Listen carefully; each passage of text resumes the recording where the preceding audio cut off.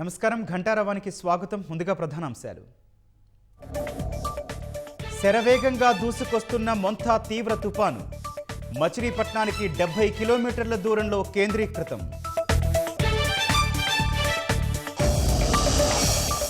రాత్రి 7 నుంచి హైవేలపై భారీ వాహనాలు నిలుపుదల. అత్యవసరమైతే తప్ప ప్రయాణించొద్దన్న వాతావరణ శాఖ. తుపాను ప్రభావంతో అప్రమత్తంగా ఉండాలన్న రైల్వే మంత్రి. దక్షిణ మధ్య ఈస్ట్ కోస్ట్ రైల్వే జీఎంలతో వీడియో కాన్ఫరెన్స్.